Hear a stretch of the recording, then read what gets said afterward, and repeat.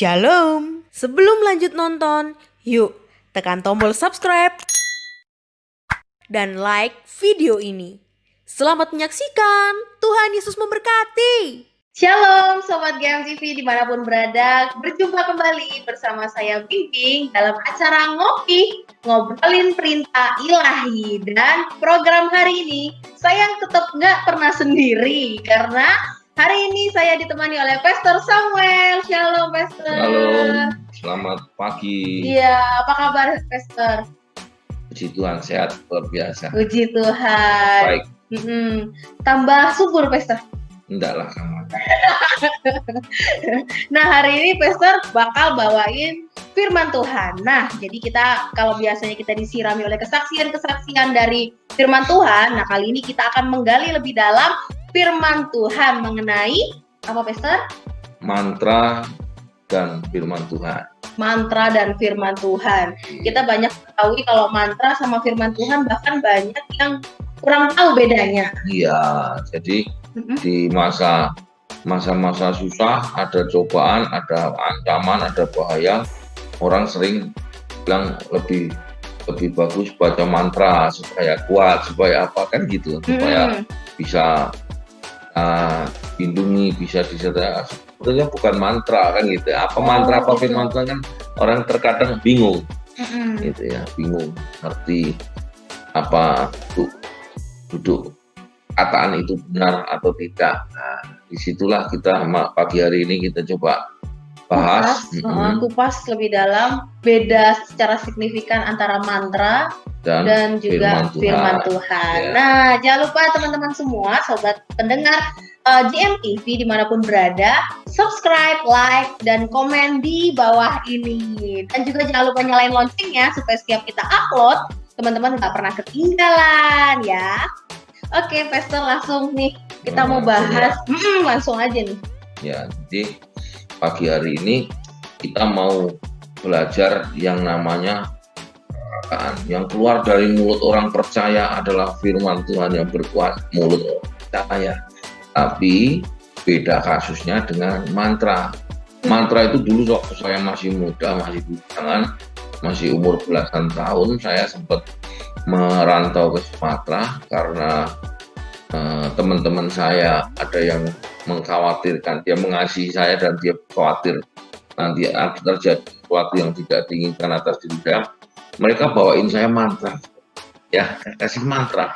Kamu nanti di Sumatera nanti kalau dapat bahaya atau sedang dalam masa kesulitan, kepepet, ini mantranya disebutkan aja nanti kamu akan ditolong katanya begitu kan.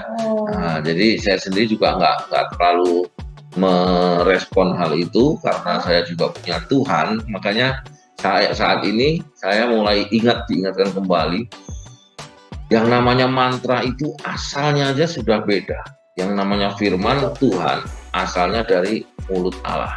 Nah, kalau mantra itu arti sebenarnya adalah perkataan yang dikatakan dan membawa pengaruh di dunia gaib atau dunia roh. Nah, itu perkataan itu bukan Tuhan, perkataan manusia. Misalnya nanti kalau kamu kesulitan, bilang aja kamu anaknya Bapak Jenderal A gitu. Nah, nanti kamu akan ditolong ya. Banyak tuh anak-anak sekolah, anak-anak yang kena radiasi begitu ketangkap kan terus ngomong gitu kan, Pak, saya anak jenderal. Saya anaknya misalnya kombes siapa, anaknya letkol siapa. Nah, kalau memang benar Pak polisi itu sempat terkecoh, tertipu, iya ya, kemudian kan dilepaskan begitu. Tapi sekarang banyak polisi juga, emang rumahnya di mana jenderalnya gitu, waduh. Ternyata lebih smart lagi lebih smart. Itu sebetulnya mantra sekarang. Itu tuh mantra tuh bentuknya seperti itu, jadi sesuatu yang kita keluarkan dan membawa pengaruh terhadap dunia roh. Nah, itu mantra. Ya, mantra itu bisa dikasih dari dukun, dari orang yang bilangnya pintar padahal nggak pintar, orang yang bilangnya normal padahal nggak normal. Normal ya. Orang-orang seperti itu yang mengeluarkan mantra. Jadi mereka bikin sebuah tulisan disugestikan, dipengaruhi supaya orang yang dikasih ini percaya bahwa pada saat dia kesulitan dia ucapkan kata-kata itu dan membawa pengaruh di dunia roh, dunia gaib. Nah, itulah mantra. Tapi berbeda dengan firman Tuhan. Firman Tuhan itu adalah dasar utamanya di kitab Yohanes dikatakan apa? Di mana kamu berada, di situ berada, kata Yesus. Berarti Tuhan Yesus selalu ada di mana kita berada. Dan kalau engkau mengasihi aku, engkau mengasihi Bapakku. Berarti ada Yesus, ada Bapa. Artinya apa? Hidup kita itu harus ada 3 unsur tadi. Ada unsur diri kita sendiri, ada unsur Tuhan Yesusnya, ada unsur Bapa di surganya. Ya. Nah, itu semuanya digabung jadi satu. Awalnya adalah firman. Firman itu sama-sama dengan Allah, dan firman itu adalah Allah sendiri. Nah, ketika kita memperkatakan firman berarti 3 unsur tadi tergabung di dalam satu tubuh kita. Ya. Nah, Mazmur 91 di masa-masa COVID-19 sangat terkenal. Itu mantra gitu kan. Orang bilang itu mantra. Ucapkan Mazmur 91. Mantranya orang Kristen ya. Nah, jadi mantra. Sebetulnya itu bukan mantra, saudara. Mazmur 91 itu firman Tuhan yang begitu indah, begitu komplit, begitu jelas. Ketika kita baca satu persatu, hari ini kita dibuat mengerti. Judulnya apa? Dalam lindungan Allah. Orang yang duduk dalam lindungan yang maha tinggi. Nah, firman Tuhan bisa hidup di dalam kita, bukan instan. Kita datang kepada pun orang pintar, paranormal, dikasih nama, pokoknya nanti kamu bilang anak siapa, kamu nanti dilindungi. Oh, enggak seinstan itu. Firman Tuhan bilang apa? Orang yang duduk. Kalau orang Solo itu sopan, saudara. Sopannya apa? Ketika kita mau belanja di pasar Klewer aja, orang itu bilangnya, kalau orang Jepang, irashimasen, silakan lihat. Ya, kalau orang Mangga 2 bilang apa? Silakan kakak mampir. Ya boleh. Ya, boleh kakak. Walaupun lewat boleh, pokoknya boleh lewat aja. Tapi kalau orang Solo bilang apa? Monggo pinara. Nah, pinara itu apa? Pinara itu lepas sendal kita naik ke pendopo dia, duduk rapi di situ, ngobrol bersama, itu pinara, saudara, itu singgah. Nah, firman Tuhan juga bilang apa? Orang yang duduk dalam lindungan yang maha tinggi. Jadi, saudara jangan cuma lewat, saudara jangan cuma say hello, saudara jangan cuma lirik terus langsung jalan lagi, tapi duduklah. Orang Israel kalau sudah dibilang duduk, dia harus buka kasutnya, dia harus cuci kakinya, cuci tangannya, baru masuk. Kemudian baru boleh duduk. Berarti butuh proses, butuh waktu. Nah, firman Tuhan di Mazmur 91, saudara sebutkan, saudara bacakan, saudara hafalkan, kok kena COVID juga? Karena kehidupan saudara tidak duduk dalam lindungan yang maha tinggi. Artinya apa? Saudara nggak punya waktu untuk itu. Hari-hari ini banyak orang Kristen yang bilang mengasihi Tuhan, tetapi sebenarnya dia tidak punya waktu untuk bagi 10 menit, 15 menit. Itulah yang penting duduk dalam lindungan maha tinggi. Artinya saudara punya waktu untuk ya kasih seorang ya kerja tiap hari lembur dan keluarga di rumah protes ya. Masa nggak punya waktu untuk keluarga? Ya sudah, sisihkan waktu untuk keluarga. Boleh waktunya cuma 1 menit saja. Komplain juga, artinya minta seharian duduk, betul kan, bersama keluarga. Nah, Tuhan juga sebenarnya sama. Kalau engkau akan mendapatkan perlindungan dari yang maha tinggi, duduklah. Orang yang duduk dalam lindungan yang maha tinggi.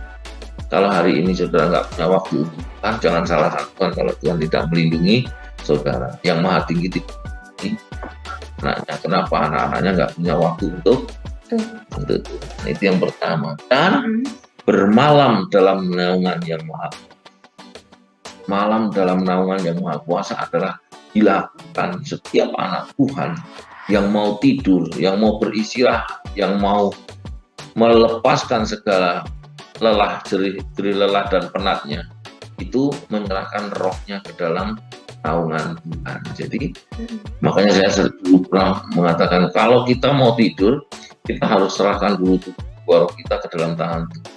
Kenapa?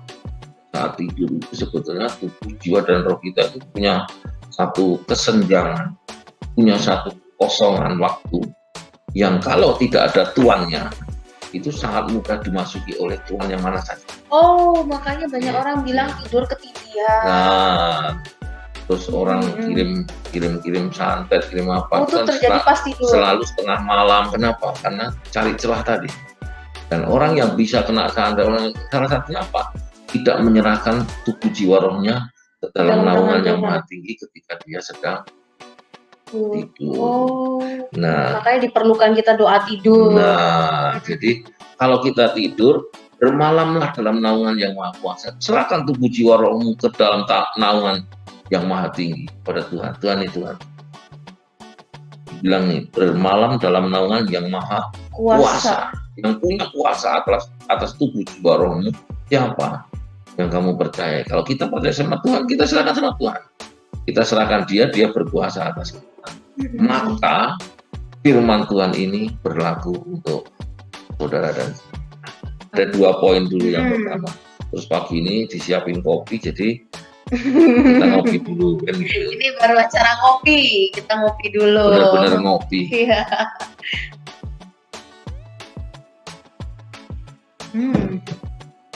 Enak loh. Kalau sering-sering gini juga enak juga. boleh. Jadi setiap acara ngopi kita ngopi.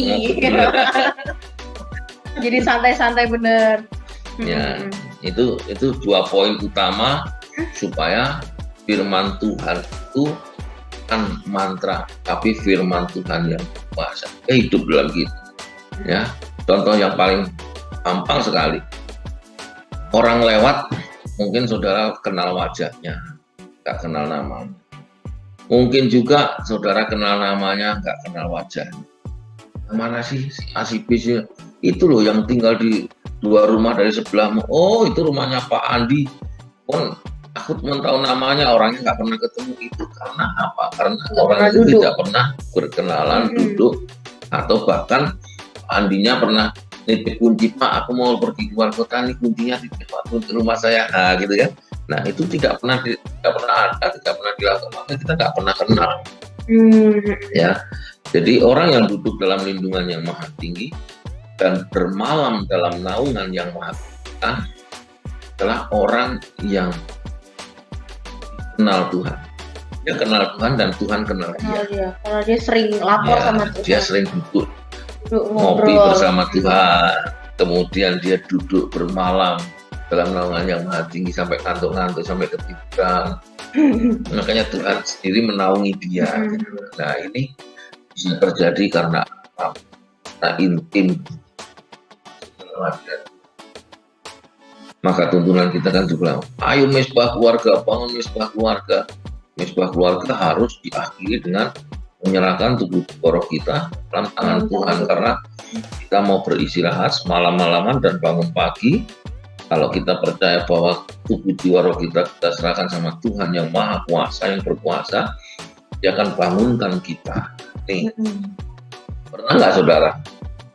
Ringan-ringan saja pertanyaannya. Semalam-malaman itu tidur nggak bangun-bangun, tahu-tahu bangunnya pagi, langsung bangun, waduh kesiangan lari, enggak? Atau tiap malam bangun, walaupun cuma sekali pasti dibangun. Bangun, oh mau buang air ke kamar mandi, atau sebentar menenggak 1 gelas satu tegak air minum, kemudian tidur lagi. Pernah nggak? Kalau dibangunin subuh pernah, kadang kebangun. Terbangun sih, nggak dibangunin, nggak ada yang bangunin, kebangun. Tapi seringnya kayak tidur suruh kayak pagi. Nah, kalau orang yang menyerahkan tubuh jiwa rohnya ke dalam tangan yang maha tinggi, itu tidurnya satu malam itu ada namanya waktu gitu. Dia dibangunkan, sering kita nggak sadar dibangunkan terus ngapain sih, habis bangun terus mau ke kamar kecil, maka setelah buang air kecil tidur lagi. Ya tidak begitu. Yang harus kita lakukan ketika kita terbangun, sebenarnya yang membangunkan kita itu adalah Roh Kudus. Roh Kudus bangunkan kita, ingatkan kita supaya itulah waktunya kita harus mengucap syukur. Nah, walaupun ngantuk-ngantuk, walaupun kita capek-capek, minimal mengucap syukur aja. Mengucap syukur, menyembah Tuhan dalam perkataan, ya Tuhan terima kasih, panjang malam dijagai, bangunin, ya sehat, mengucap syukur, semua yang Tuhan lakukan. Nah, walaupun Tuhan udah ngantuk lagi, Tuhan tidur lagi, nggak apa-apa. Yang penting ketika kita terbangun, sebenarnya Roh Kudus sedang mengingatkan kita, itulah waktunya kita mengucap syukur. Itulah waktunya mulut kita mengucap syukur. Supaya Allah kita disenangkan. Tuhan kita tahu, kalau kita sudah buka mata, kita nggak sibuk dengan Tuhan kok. Dengan handphone, betul kan? Handphone, terus sepanjang hari handphone nggak bosan, Tuhan bosan gitu kan. Makanya ada orang yang nggak bisa tidur, yang suruh baca kita banyak, baca firman Tuhan pasti ngantuk. Iya sih, benar. Baca kita banyak, pasti ngantuk. Tapi kok bacanya yang silsilah, waduh, ngantuk. Mazmur 119, 1 bahaya ngantuk-ngantuk lagi tidur tuh pasti kan gitu. Silsilah keluarga Nuh, gitu juga baru ngantuk. Ya, jadi sekarang kalau kita dibangunkan oleh Tuhan, ya mengucap syukur. Kenapa? Pasti ada waktu saatnya kita dibangun. Nah, itu Mazmur 91 bisa menjadi firman yang hidup di dalam dan berkuasa atas semua yang kita nikmati hari ini. Oh iya, mau tanya. Kalau misalnya kita ngantuk banget tuh kan, berarti udah seharian capek tuh. Terus kita doa nih, Roh Kudus jangan bangunin ya, ntar pagi aja baru bangunin. Itu bisa nggak? Jadi subuhnya nggak dibangunin, tapi ntar pas pagi baru dibangunin. Itu salah berdoa. Nah, gitu. Ya, jadi kalau kita memiliki kesibukan yang luar biasa, memiliki waktu yang sempit, bahkan istirahat kita hanya hari 4 jam, ya doanya begini, bukan bangun ya Roh Kudus ya biar aku puas tidur, enggak. Ntar aja pas pagi baru bangunin. Kita tetap memiliki jadwal, ya kita harus jam 5 pagi bangun atau jam 4:30 kita bangun, bilang sama Roh Kudus, tolong bantu aku supaya jam 4:30 saya bangun. Terus kita bilang, terus waktu tidur ini sudah jam 12 lewat, cuma 3 jam, tolong Roh Kudus dan istirahat 3 jam, istirahat. Maka tidurku akan menjadi tidur yang berkualitas. Nah, ketika kita tidur, walaupun hanya 3 jam, Tuhan memberikan pagar perlindungan kepada tidurnya berkualitas. Bangun jam 4:30 nggak malas, segar pada rasanya. Bangun segar, bisa beraktivitas sepanjang hari lagi. Dan kita percaya Tuhan pasti ganti waktu yang kurang ini. Tuhan kasih kesempatan kita ada istirahat 1 jam, setengah jam. Waktu yang lain kita bisa enak istirahat 1 jam dan bisa memulihkan tubuh kita kembali. Jadi walaupun 1 jam bisa pules gitu. Karena apa? Tidur kita berkualitas. Nah, itu bilang sama Roh Kudus semua. Tidak terjadi. Hari ini kenapa? Karena saya sendiri rutin tidur jam 12. Jam 12 biasanya jam 5 jam. Panjang hari kerja, malam lagi sampai jam 12 lagi, tidur lagi, jam 5 bangun lagi, tapi nggak kurus-kurus juga.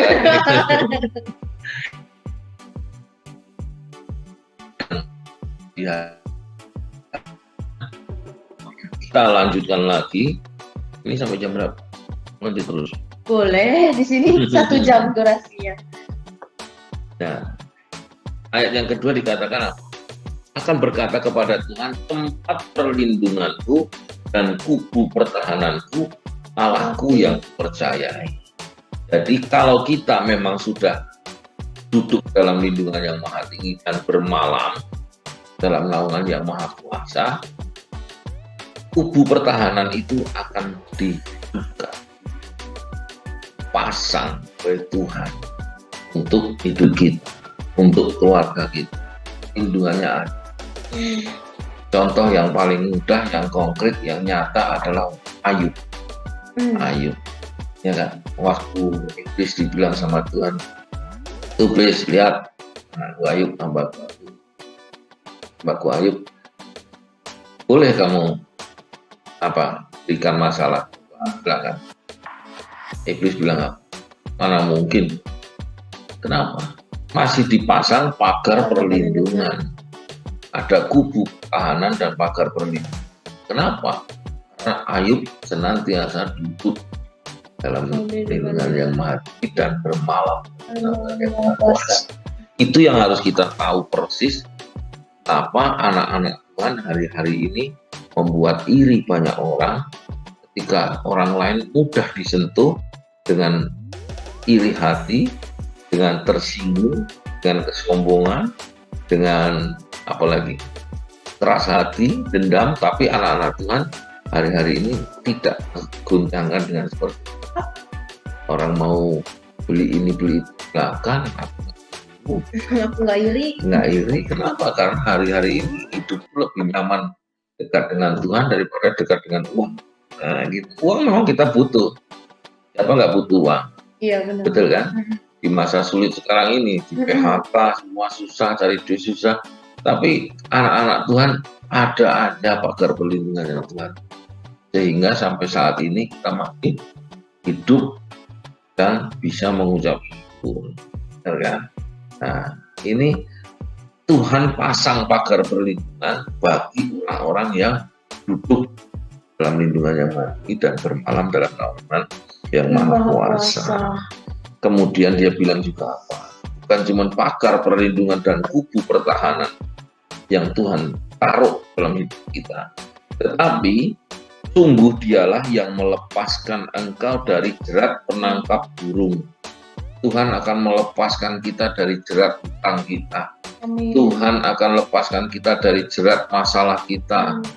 Kita mau dituntun oleh Roh Kudus bahkan dari penyakit sampar yang busuk. Penyakit sampar yang busuk itu penyakit yang membuat kita malu keluar dari rumah kita. Ya, karena sampar itu seperti borok. Itu baunya busuk. Kalau orang sudah kulitnya bolong-bolong, baunya busuk, pede nggak ke mall. Nah, kalau dia pede juga orang lain juga. Nah, orang lain juga menjauh. Kenapa? Itu Tuhan akan kembali memberikan pemulihan terhadap kita. Ketika hari ini kondisi kita terpuruk luar biasa, terjerat luar biasa, sudah tercekik, bahkan yang gantungan sudah tersedia, kita malu keluar dari rumah kita karena kita menjadi seorang pecundang atau dicemooh banyak orang. Ketika kita duduk dalam lindungan yang maha tinggi dan bermalam dalam naungan yang maha kuasa, lindungan mulai diturunkan dan kita mulai dipulih. Pertama, jerat. Dari mana Tuhan tolong kita? Kita aja tahu-tahu, loh, ini bisa lunas, yang ini bisa selesai, yang ini bisa dijauhkan, yang ini. Itu tangan Tuhan yang bekerja. Ya. Kemudian kita yang dibilang orang, waduh, dulu orang ini menjengkelkan, dulu orang ini, wah kalau bergaul sama dia hati-hati, ditipu, dibohongi, diapain. Orang ini dulu di sekolah, citranya udah jelek, citra dirinya. Hari-hari ini citra dirinya udah jelek. Nah, Tuhan pulihkan. Pulihkan itu seperti apa? Seperti penyakit sampar yang ya kita pulihkan. Sampar kita disembuhkan, busuknya sudah tidak ada lagi, sehingga kita pede keluar dari rumah. Dulu kan gitu, itu dulu, sekarang aku sudah ya. Citra dirinya. Ada pemulihan dari Tuhan ketika kita dalam lindungan yang maha tinggi dan dalam namanya. Dengan kepaknya ia akan melindungi engkau, di bawah sayapnya engkau akan berlindung, kesetiaannya ialah perisai dan pagar tembok. Ini berkata untuk semua kita yang sudah duduk dalam lindungan yang maha tinggi dan bermalam dalam naungan yang maha kuasa. Kita itu bukan hanya dipulihkan dan terus bangga, terus kemana-mana di level anak Tuhan Yesus, ya. Orang Kristen. Orang sukses kayak gitu. Oh, enggak begitu, saudara. Kita harus ini dikatakan apa? Dengan kepaknya yang akan melindungi engkau. Nih misalnya nih, ini kepaknya. Kalau kepaknya sampai di sini, supaya saudara terlindung harus ada di bawah kepaknya, benar kan? Di bawah kepaknya, jadi dilindungi nih. Tapi kalau saudara berada di luar jangkauan kepaknya, Nggak ditudung. ada perlindungan nggak? Nggak ada perlindungan kan? Jadi anak Tuhan harus senantiasa melihat kepaknya Tuhan itu sampai di mana. Perlindungan Tuhan itu batasannya di mana.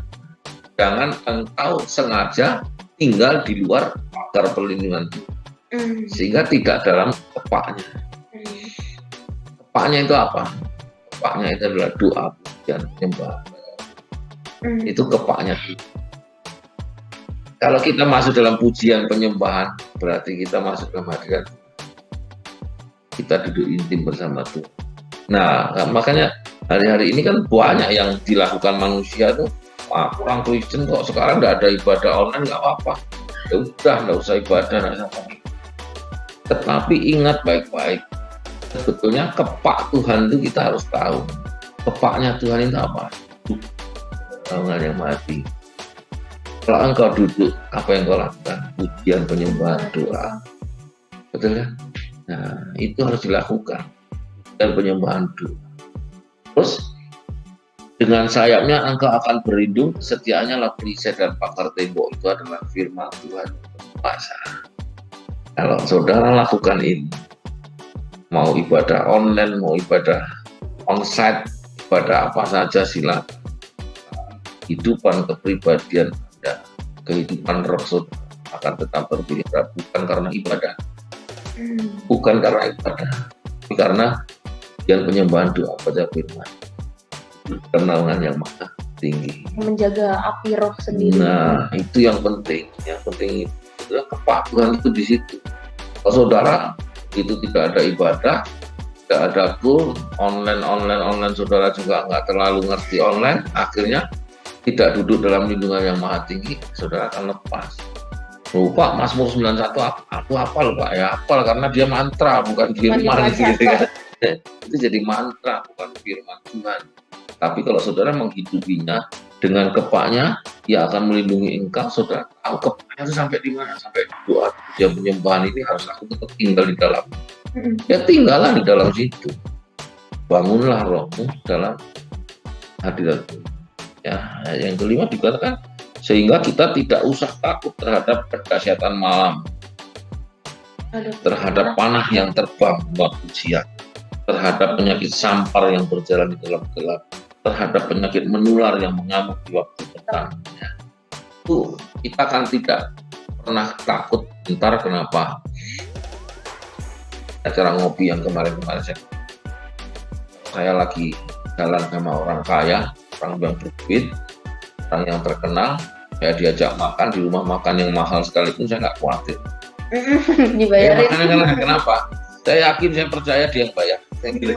Kenapa? Kan dia yang punya duit. Iya. Betul kan? Dia ngajak kita. Demikian juga Allah yang kita sembah. Ketika kita duduk di dalam naungan yang maha tinggi, kenapa kita nggak khawatir? Ketenangan kita tuh ada. Karena kita tahu bahwa Tuhan yang kita sembah itu Allah yang maha kuasa. Berkuasa atas langit dan bumi. Semua dia bisa atur dengan sempurna. Mosok masalah kita bisa bantu. Benar kan? Yang penting kita duduk tenang aja dalam hati. Ya, bekerjalah sebaik-baiknya seperti bekerja untuk Tuhan. Sehingga Tuhan mulai bekerja di dalam orang yang duduk dalam lindungan yang mati. Enak. Kenapa? Ayat ngopi nggak usah bayar. Dan duduk di rumah makan terkenal pun nggak usah takut bayar. Kenapa? Bos kita ada bos kan gitu. Nah itu hari ini ketenangan itu harus kita dapat. Saudara duduk dalam lindungan yang maha tinggi. Di tangan saudara mau apa takut atau gelisah, sebetulnya Diragukan. Bener nggak duduk? Iya. Bener nggak kamu duduk? Apa cuman mantra aja, cuman dibaca? Betul. Cuma numpang lewat. Orang yang dalam lindungan yang maha tinggi itu orangnya pasti senyum, sukacita, tenang, gitu kan? Kenapa? Karena dia tahu kalau hari ini Tuhan bekerja untuk hidupnya. Dia lepaskan kita dari jerat penangkap. Dia pulihkan kita dari penyakit sampar yang dia pelihara kita luar biasa sehingga kita semuanya Tuhan cukup. Amin. Amin. Walau 1.000 orang rebah di sisimu dan 10.000 di sebelah kananmu, tetapi itu tidak akan menimpamu, tidak akan menimpa kita. Engkau hanya menontonnya dengan matamu sendiri dan melihat pembalasan terhadap orang-orang fasik. Nah ini mau saya bahas. Kalau kita duduk dalam lindungan yang maha tinggi, ketenangan itu kita dapat, perlindungan kita diberikan di semuanya, semua kebutuhan kita. Ketika ada masalah atau bekas masalah, perlulah kita membalas terhadap orang-orang. Ini dikatakan apa? Engkau hanya Menontonnya. tugas kita apa? Nonton. Tugas kita sebagai pemirsa. Kita Penonton. Kita nggak usah ikut campur tangan. Memang kadang penonton itu lebih pintar daripada pemain. Ya. Sepak bola, aduh bodoh, kenapa bola ini dipakai kanan, yang kiri kosong. Waduh, sudah depan gawang, kenapa nggak ditimpa langsung? Masuk, gitu kan? Tinju juga gitu sama kan. Aduh, pukul dari bawah itu belum dari bawah nggak pernah dilinju ke bawah, pukul. Nontonnya lebih pintar dari pemainnya. Kadang kita juga lebih pintar dari Tuhan loh. Betul kan? Tuhan ini kelamaan ini. Ada Tuhan gitu kan? Nah, hari ini kita cuma tugasnya Tuhan bilang apa? Kalau Mazmur 91 ini saudara resapi, kita hanya menontonnya dengan matamu sendiri. Mulutnya suruh apa? Suruh diem. Tangannya suruh apa? Suruh diem. Tangannya suruh ngopi aja. Jadi kita suruh diem aja, cuman matanya yang dipakai buat menonton. Nah, matanya menonton gini. Tuhan tuh gitu ya, syarat Tuhan caranya kayak gitu ya, gitu ya. Penonton sudah. Dan itu tidak akan menimpa kamu, betul kan? Orang berlaku jahat sama kita, menyiasati jahat sama kita, bisa tidak menimpa kita? Nggak bisa. Makanya orang bilang orang Kristen nggak bisa disantet. Wah sombong bener. Ini Mazmur bilang apa? 10.000 orang nyantet kamu nggak nimpa loh, nggak kena loh.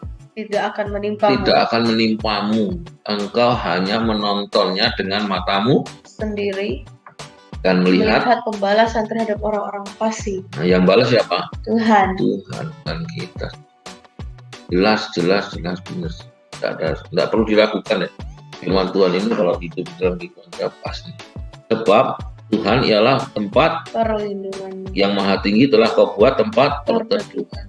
Malapetaka tidak akan menimpa kamu. Malapetaka tidak akan menimpa kamu dan tulah tidak akan mendekat kepada kemahmu. Dalam rumahmu tulah aja nggak bisa dekat. Sebab malaikat-malaikatnya akan diperintahkannya kepadamu untuk menjaga engkau di segala jalanmu. Bahkan malaikatnya juga bilang apa? Mereka akan menatang engkau di atas tangannya supaya kakimu jangan terantuk pada batu. Ini saya bayangin kalau orang menikah itu dikasih karpet merah, ya kan? Supaya apa? Supaya mempelai laki-laki dan mempelai perempuan ketika turun dari kereta kencananya, ketika turun dari mobil pernikahannya, kakinya jangan terantuk pada batu. Saya dikasih karpet. Karpet gitu. Merah itu berbicara tentang masa depan yang cerah, siap untuk dilewati oleh kedua mempelai. Nah, itu loh yang Tuhan sediakan. Itu loh yang malaikat Tuhan diperintah Tuhan tuh seperti itu. supaya kakimu jangan terantuk kepada batu, tetapi meniti masa depan yang cerah dan luar biasa. Engkau berjalan di dalam perjanjian Kalau lurus di dalam red carpet. Tuhan sudah perintahkan malaikatnya untuk membuat jalanmu seperti jalan berkat. Ya, itu diperintahkan Tuhan. Bukan kita, cari korek-korek kayak ayam kan. Juga sampah dikorek lagi di sana. Dapatnya cuma sedikit. Itu pun dibagi-bagi anaknya 5. Tidak kebagian, saudara. Tapi enggak.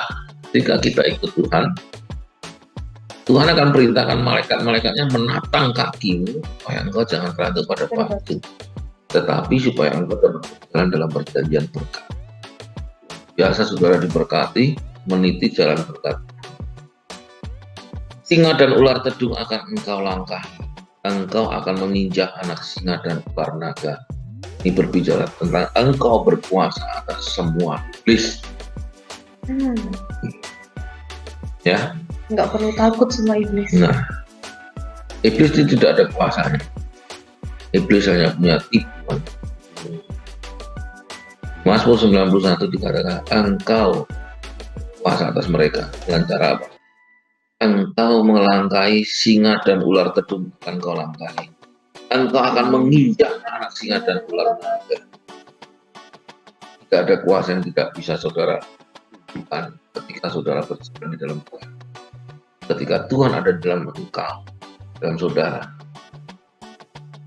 Tuhan bilang, kalau kita hari ini Tuhan ada dalam kita, Yesus ada dalam kita, Roh Kudus ada dalam kita, Bapa di surga pun ada. Yang keluar dari mulut kita firman Tuhan yang berkuasa. Maka singa dan ular akan kau langkahi, dan kau akan menginjak anak singa dan ular naga pasti mati. Ketika kita injak pasti mati. Ya, nggak ada. Kalau kun saudara, kun itu bukan menginjak iblis, dia kerja sama iblis. Iblis bosnya kan, dia cuma bisa memindahkan dan cara menyuap. Dikasih sajen itu. Nah, jadi misalnya ada rumah ini, wah angker lah, setannya banyak, begini begitu. Nah, dia datang ke situ, dia mencoba berkomunikasi di alam rohnya, di dunia rohnya, kemudian dia rayu kepala sana, dikubur ke sana sebagai persembahan. Supaya apa? Supaya setan pindah ke sana. Bukan supaya setan pergi. Nanti dia paranormal itu dipanggil yang di sebelah sana ternyata. Terus pindahin lagi. Ingat kasus Tuhan Yesus mengusir setan lari ke babi-babi itu. Oh iya. Betul kan? Iblis itu sukanya kalau dikasih makan tempat lain. Bukan yang sekarang makan tempe, besok makan tahu, besok makan rendang. Pindah ke rendang dia, saudara. Itu yang dilakukan iblis. Dukun juga berlaku seperti itu. Tetapi anak Tuhan, ketika Roh Allah ada pada kita, Bapa di surga pun menaungi kita seluruh seutuhnya. Singa dan ular tedung akan engkau langkahi. Engkau akan menginjak anak singa dan ular naga. Dan itu Tuhan katanya apa? Sungguh hatinya melekat kepadaku, maka aku akan meluputkannya. Aku akan membentenginya, sebab dia mengenal namaku. Aku akan menyertai dia di dalam kesesatan. Aku akan meluputkannya dan memuliakannya. Bahkan dengan panjang umur akan kukenyangkan dia. Hari ini, sekarang, dan sampai saudara sayonara. Sampai Saudara akan dikenyangkan selama-lamanya. oleh Tuhan. Ya, dan akan kuperlihatkan kepadanya keselamatan pada 16 ayat ini luar biasa, sangat luar biasa. Kalau ayat ini hidup di dalam kita, Bukan cuma mantra. bukan cuma mantra. Kalau saudara hafal itu mungkin masih sebagian dari mantra, tapi ketika ayat ini saudara lakukan sepenuh hidup saudara, menyenangkan Tuhan, panjang umur, sampai saudara berjumpa dengan Tuhan, bahkan Tuhan akan tersenyum dan melihat saudara datang. Amin. Amin. Puji Tuhan. Sungguh dalam ternyata Mazmur 91 yang biasanya cuma dihafal, bahkan di gereja-gereja dikompetisikan. Hafal nggak ayat pasal 91 gitu, Mazmur 91 hafal nggak dikompetisikan. Nah bahkan mungkin yang menang kompetisi belum tentu dia mengakui dan memahami secara penuh tentang Mazmur 91. Jadi sobat semua, hari ini kita dapat pesan yang sangat penting. Mazmur 91 itu bukan cuma mantra, bahkan semua firman Tuhan ya. Iya. Semua firman Tuhan itu bukan mantra, tapi kita harus duduk dalam lindungan Tuhan, dalam lindungan yang maha kuasa dan maha tinggi, dan bermalam dalam naungan yang maha kuasa. Nah, dengan begitu firman Tuhan secara penuh hidup di dalam kita. Ya. Kita berlombalah hidup dalam lindungan yang maha tinggi, ya. Karena dari situlah semua berkat-berkat dicurahkan. Kalau hari ini saudara melihat anak Tuhan yang setia diberkati Tuhan, cirinya apa? Cirinya adalah dia dibawa naik dan tidak pernah turun. Orang dunia bilang hidupnya adalah roh, seperti roda kehidupan. Kadang di atas, kadang di bawah, kadang di kayu berat, kadang di kayu ringan. Kalau anak Tuhan enggak seperti itu. Kalau saudara dibawa naik, tidak pernah turun. Amin. Jadi kalau saudara takut ketinggian, ya. Karena di dalam firman Tuhan nggak pernah ada roda berputar ya. Di dalam Tuhan tidak ada roda yang berputar. Saudara kadang di bawah, kadang di atas, tidak ada. Dalam Tuhan, saudara naik dan tidak. Saudara menjadi kepala dan tidak pernah menjadi ekor. Itu Tuhan setia bagi kita. Iya benar. Jadi kalau hari ini saudara melihat ada anak Tuhan yang hidupnya naik turun, naik turun, naik turun, berarti dia masih hidup dalam dunia roda. dia tidak tinggal dalam lindungan yang maha tinggi. Benar, bukan saya menghakimi, enggak, tapi benar, janji Tuhan itu adalah membawa kita naik dan tidak pernah turun, menjadikan kita kepala bukan ekor, dengan anak cucunya akan perkasa di bumi, tidak akan pernah minta-minta tapi memberikan pinjaman. Itu semua digenapin. Kalau firman Tuhan ini bukan sekedar mantra, tetapi firman yang hidup dalam kehidupan saudara dan saya. Itu statement closing kita hari ini. Dan sobat pemirsa semua, kenapa hari ini kita pakai coklat-coklat? Nah, kita mengucapin dari tim GMTV mengucapin selamat Hari Bayangkara dan juga selamat Hari Jadi Bank Indonesia. Semoga dengan adanya pandemi ini, keamanan di Indonesia semakin maju, ekonomi di Indonesia terus naik dan tidak pernah turun seperti janjinya firman Tuhan. Amin. Dan berakhirlah sudah perjumpaan kita dalam episode ini. Saya Bingbing dan Pastor Samuel pamit undur diri, jangan kemana-mana karena setelah ini banyak episode-episode lainnya yang bisa sobat tonton pastinya. Dan semoga memberkati sobat semua, dan kita berharap banget sih memang program ini dapat memberkati sobat semua dimanapun berada di seluruh dunia, bukan cuma di Indonesia saja. Buat sobat-sobat semua yang punya ide-ide tema-tema lain, yang atau mungkin sobat punya kesaksian apa aja, kesaksian kehidupan, kesaksian usaha sobat-sobat semua, sobat bisa komen di kolom di bawah ini. Jangan kemana-mana, Tuhan Yesus memberkati, jaga jiwa sampai dapat.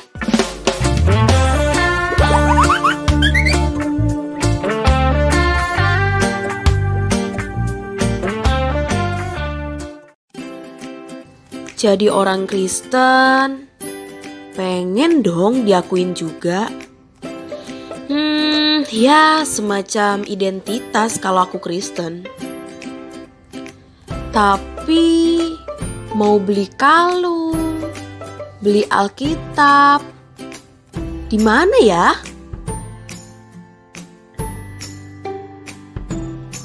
Sampai aku temuin toko Bethlehem.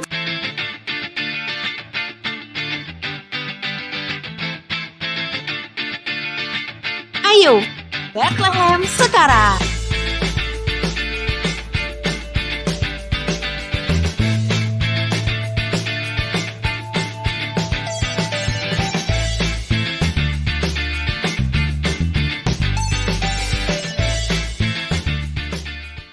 Nah, kalau mau cemilan yang enak, bergizi dan sehat, fresh corn aja.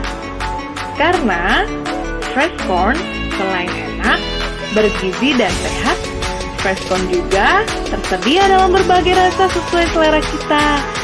Dan Freshcorn dijual loh di mall-mall terdekat. Beli Freshcorn sekarang juga.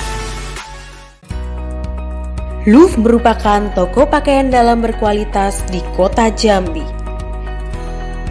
Menyediakan berbagai jenis pakaian dalam pria dan wanita, toko Louvre terletak di Jambi Prima Mall Trona lantai dasar. Toko underwear Louvre menyediakan berbagai macam merek seperti merek Sorex, Teli, serta berbagai macam merek lainnya. Anda butuh pakaian dalam? Toko Louvre solusinya. Lapar cabai montok. Dapatkan sensasi pedas cabai montok di Shopee dan Tokopedia. Untuk terus meningkatkan mutu pelayanan dan mendukung program pemerintah dalam memerangi COVID-19, Cabai Montok telah meningkatkan personal hygiene dan keamanan pengemasan sambal. Dimulai dari menggunakan antiseptik sebelum melakukan produksi dan pengemasan, dan memasukkan sambal ke dalam plastik makanan untuk menghindari kebocoran. Dan setelah itu kami juga masih menutup dengan aluminium foil agar semakin aman dan juga terhindar dari bakteri.